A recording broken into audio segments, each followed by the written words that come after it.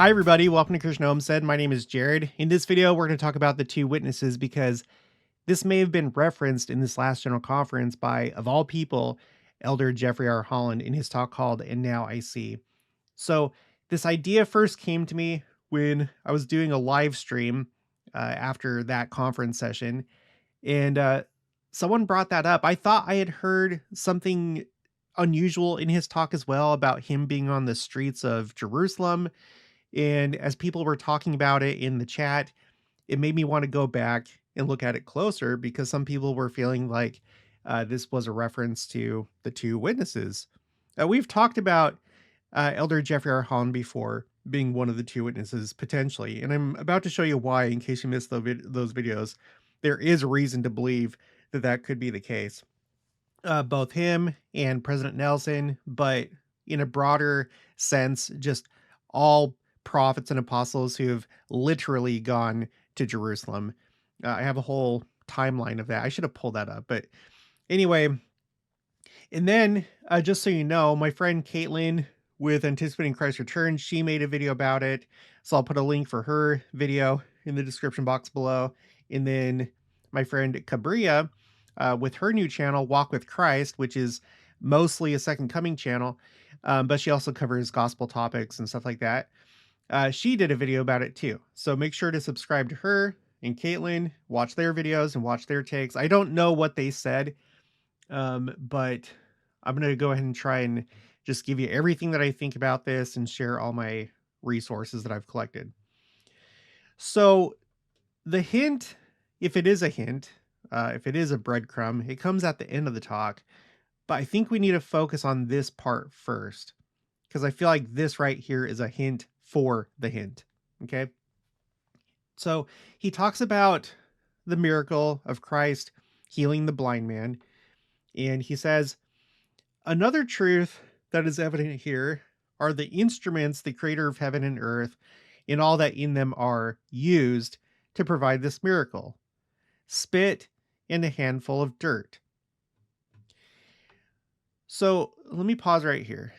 You guys, throughout the course of my channel, I have been an advocate for the way of thinking of the signs of the times that, and also prophecies, that they come through natural ways.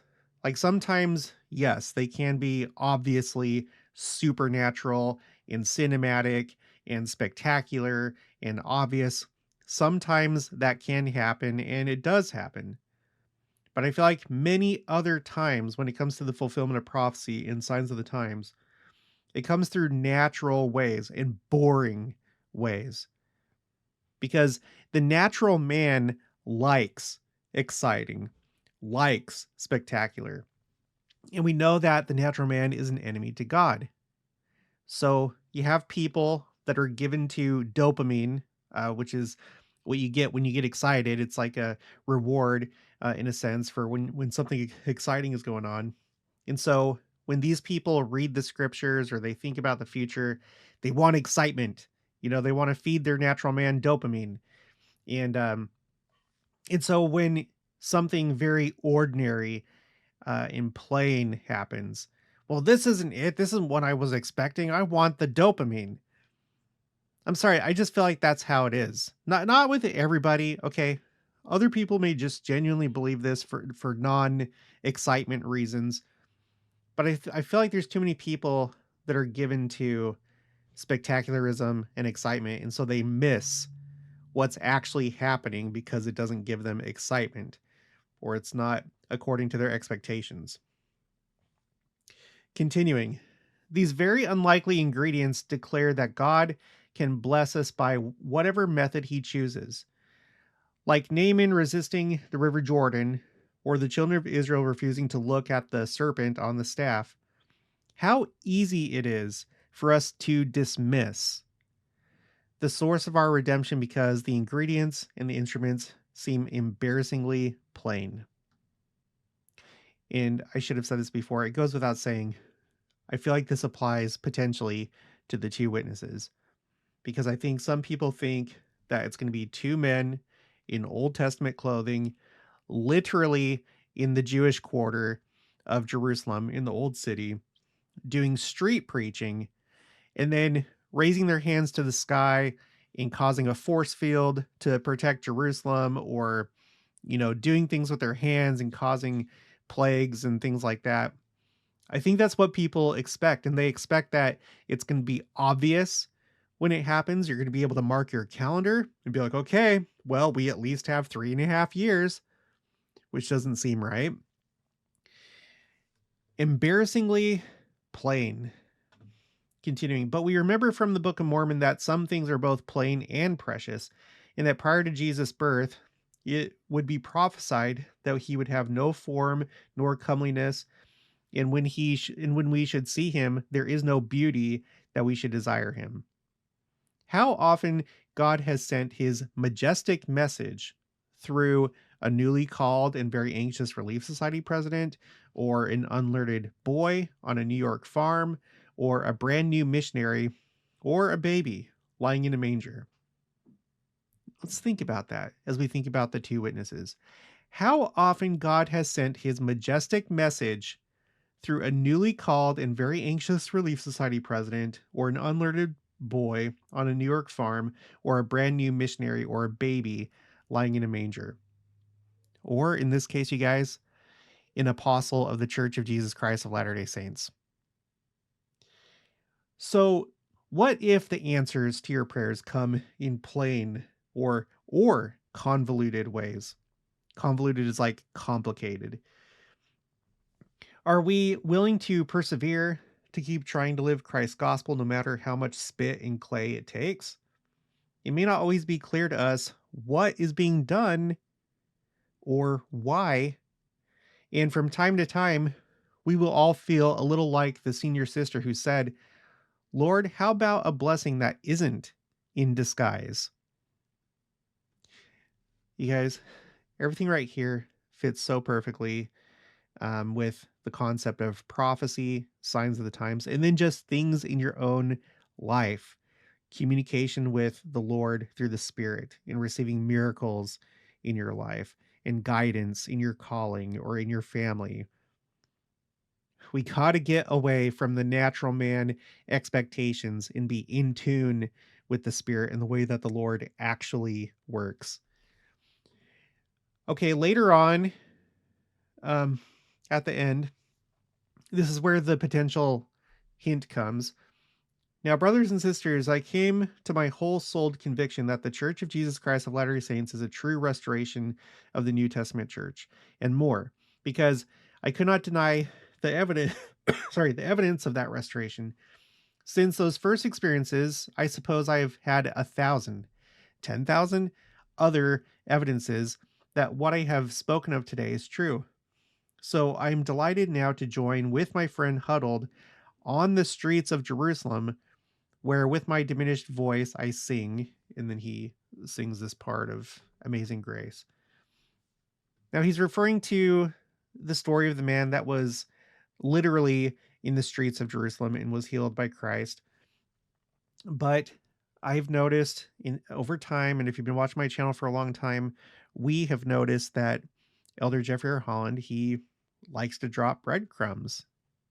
Sometimes pretty obvious ones, and other ones a little bit more cryptic, but I feel like this is one of those breadcrumbs. So let's shift now, and let's start talking about some things about the two witnesses, and one thing in particular about Jeffrey R. Holland. This comes from a church news article, June 6, 2018, by Kristen Barbara Cheney. This is Elder Jeffrey R. Holland. He said, I have been the church's principal contact with the Jewish community for just over 40 years, and it has been one of the sweetest associations in my life. So that's kind of interesting. If we had someone that was the best candidate for one of the two witnesses, which the two witnesses preached to the Jews, and by the way, he literally did. Oh, I should have pulled that up. I wonder if it, hold on, let me check. Gosh, some things, there's just so much sometimes I can't put it all together. Let's go to BYU. Jerusalem Center. Jerusalem Center. There it is. I don't know if I have it here, but there's this let's see. Jeffrey R. Holland, BYU Jerusalem Center, Jewish Talk. Yeah, here we go. I'm not going to read this, but he literally preached to Jews in Jerusalem. This is Transcript of Elder Jeffrey R. Holland on the 175th anniversary of Orson Hyde's historic journey. And that journey, of course, was to dedicate the land of Israel for the return of the Jews. And he talks to the Jews about Elijah returning to the Kirtland Temple, the Book of Mormon. He lays out the fact that we believe that we are mostly from Ephraim, and that we are brothers with them. And it was a very tailored message to the Jews, explaining who we are, what we believe, what has happened that they would be interested in. And yeah, so you should read this sometime. I'll put a link for this in the description box below. He literally did it. And it was him. It was Jeffrey R. Holland. Let's see. Jeffrey R. Holland, Quentin L. Cook, Netanyahu. You'll remember it was during that trip that two apostles, or in other words, two prophets, met with the Prime Minister of Israel. And he is currently the Prime Minister of Israel, as this war may or may not be coming to an end right now as I'm making this video. That is a stunning image right there. Okay. Let's go to my quotes A through Z spreadsheet. This is currently row 613 for two witnesses. Elder Bruce R. McConkie of the Quorum of the 12 in his book called The Millennial Messiah. Who will these witnesses be? We do not know, except that they will be followers of Joseph Smith. They will hold the holy Melchizedek priesthood. They will be members of the Church of Jesus Christ of Latter-day Saints. It is reasonable to suppose, knowing how the Lord has always dealt with his people in all ages, that they will be two members of the Council of the 12 or of the First Presidency of the Church. By the way, before I continue, here are the scriptures right here. We have Isaiah, Zechariah, the book of Revelation, and 2nd Nephi that refer to the two witnesses. So look these up yourself. I'm not going to read them, because the problem when it comes to scriptures, or sometimes just any statement of a prophet, ancient or modern, is when people read it, they start to privately interpret those scriptures. And they have the attitude of, oh, well, I know how to read. Yeah, you know how to read, but you may not know how to interpret it. And you take 100 different people that read these scriptures, and they will all come out with different interpretations. I'm not interested in private interpretations. So the way that I do my channel, as you know, is I read the scriptures, but then I listen to authorized servants of the Lord and how they interpret those scriptures. Okay, let's move on to this. This is the New Testament student manual. I just added, I can't believe I didn't add this before today, but you know, this is an ongoing project. And let's go to the New Testament student manual. Okay. Revelation 11, 2 through 3 and 9 through 11, 42 months. Has a picture of the second temple.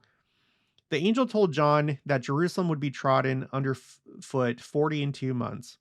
42 months is the equivalent of 3.5 years.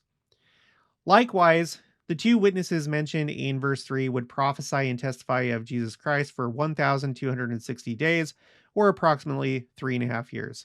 They would be slain, and their bodies would lie in the streets. Their bodies would lie in the street for 3.5 days. In the scriptures, particularly in Revelation, the number 3.5 often describes a limited period of tribulation during which evil forces are allowed to do their work. Since 3.5 is half of 7, which symbolizes perfection and completion, it may represent imperfection, and apostasy. It may also suggest that God will not allow evil to go on unchecked. Evil's time is bounded and its limits are set. This is among other things. I have other quotes directly from prophets, specifically, I want to say John Taylor, that these numbers, 1,260, 1,290, 42 months, 3.5 years, whatever, that these are symbolic numbers. They're symbolic. They're meant to communicate an idea to your mind that, well, this is a time when we have apostasy and Satan is doing his work, but that the story's not finished. We do eventually get to 7, and 7 is what wins out when everything's perfected and complete.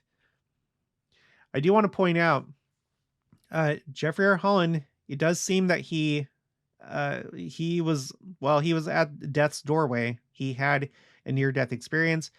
In the opinion of Elder Renlund, he said that he should have died from his experience, and what he saw is that, yeah, he's not going to be with us anymore. But then miraculously, into Elder Renlund's surprise, he regained his health. He essentially came back to life. I don't think that he was technically dead in a medical sense, but he may have been if left unchecked, if a miracle hadn't happened. So we have somebody who was the principal contact to the Jews, who basically should have died, it seems, but miraculously his health was restored, and now he's back at it. And he is back at it like a lion. He has been very bold ever since he came back. Kind of interesting. Okay.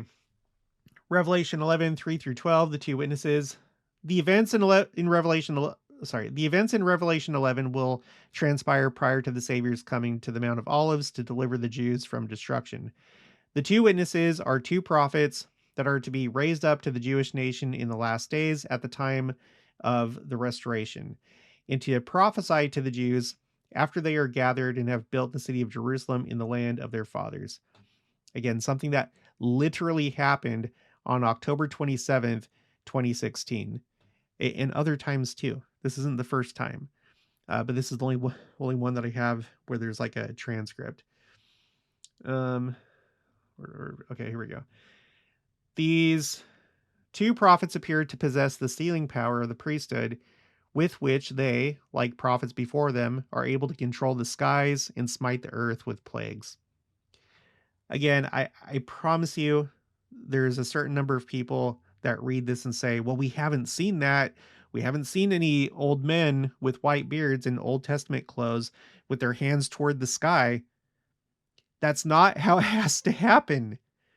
Did you know that things can happen behind closed doors, that things can happen in the temple, that things can happen in the Holy of Holies, that things can happen on the 8th floor of the Joseph Smith Memorial Building, where the brethren currently meet every Thursday? I think it's every Thursday, that it's been dedicated as a temple space, and that they don't have to tell us that they're doing that.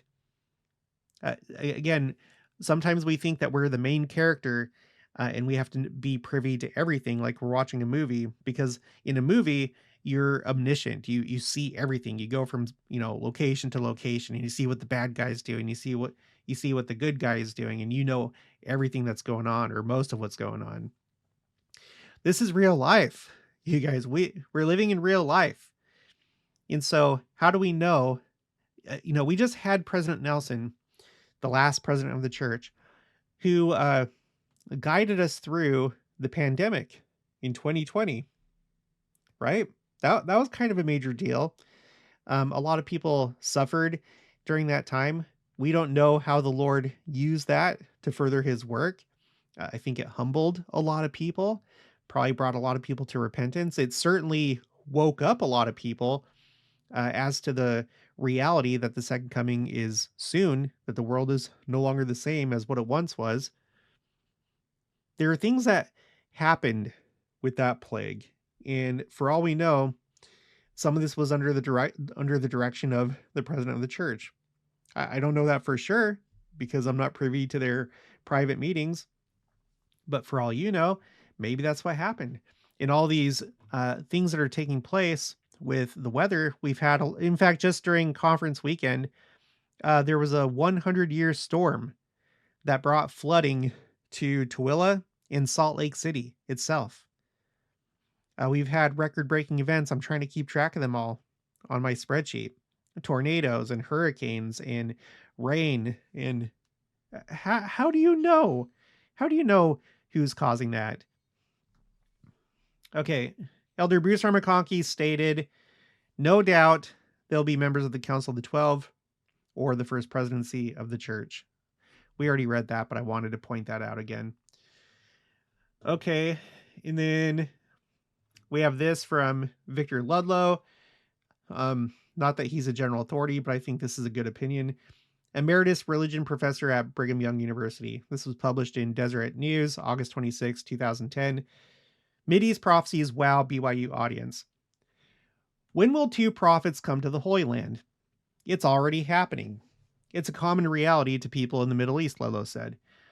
Ludlow tells students at BYU Jerusalem that they are in the right place if they want to meet a general authority. The top place to meet one of the brethren is church headquarters. The second is Provo, specifically the Missionary Training Center. The third is the Holy Land. Quote, there is something to be felt there. They see them all the time. End quote. I think he's right. I don't think it has to be literally two witnesses. I feel like from the time of Orson Hyde all the way until today, you know what, let's just do it. Let's go to timeline. Yeah, here we go. The spreadsheet is called Prophets Travel, and I'm trying to keep track of every time that a general authority, but more particularly anytime an apostle or member of the First Presidency has contact with a prominent Jewish person or group. Sometimes it's in the United States, sometimes it's in Israel itself. And I'm not going to go through all these, but over here in column K, you have the prophet or apostle, and then column I, who they're meeting with, and then the state or country, location, and the purpose and all that stuff. And just pay attention to column D right here. Okay. You can see as you go back in time, and I obviously don't have everything, there has been a lot of contact with the Jews for a long time by prophets and apostles. We've talked about the concept of 2 or 3 witnesses. Aside from the 2 witnesses that we're talking about, you have the concept of how the Lord's word will be established by 2 or 3 witnesses. Just meaning that there needs to be multiple witnesses, at the very least 2. But starting October 24th, 1841, there's been a lot of contact with the Jews and prophets literally traveling to Israel and to Jerusalem. So, in my mind, it's happening. I agree with Victor L. Ludlow. And then we'll just end with this. This is back to Elder Jeffrey R. Holland of the Quorum of the 12. It comes from this article. I pull this up because of this stunning picture right here of 2 prophets in Jerusalem with the Temple Mount in the background and them standing at the BYU Jerusalem Center, which I think is going to be a future temple, maybe one of several in the city. And guess what was said during this occasion? This was 2018. This was President Nelson's first year as president of the church, and it was his first trip outside the United States as president of the church as part of a global ministry tour. And he went to 7 countries, which included Israel. And we're going to start right here. Okay. Let's see. President Nelson and Elder Holland offered messages of hope from the grounds of the BYU Jerusalem Center. Elder Holland said President Nelson, quote unquote, decisively and instantly determined that his first major gesture beyond LDS Church headquarters would be a visit to Jerusalem. Interesting. We haven't seen another president of the church do that. Quote, He wanted to walk where the Savior walked and stand where the prophets have stood and feel what we all feel here, said Elder Holland. The rich, powerful influence of this land is palpable. I think he wanted that personally as well as for the church. President Nelson said he had symbolic reasons for planning the global trip as he did. We wanted to start in Jerusalem to fortify ourselves with the message of the Lord Jesus Christ right from its very inception, here where he was born, where he lived, where he ministered, and where he was crucified, President Nelson said. His message is for all of God's children. I'm going to skip down to this last sentence here.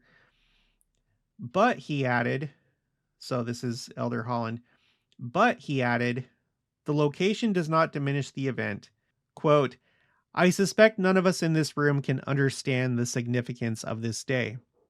But we will, said Elder Holland. And in this last general conference, he talked about being in the streets of Jerusalem. After talking about how things that the Lord does can happen in plain and sometimes convoluted ways, ways that are easy to dismiss. I would not dismiss this. Okay, that's going to be it for this one. I'll talk to you guys later.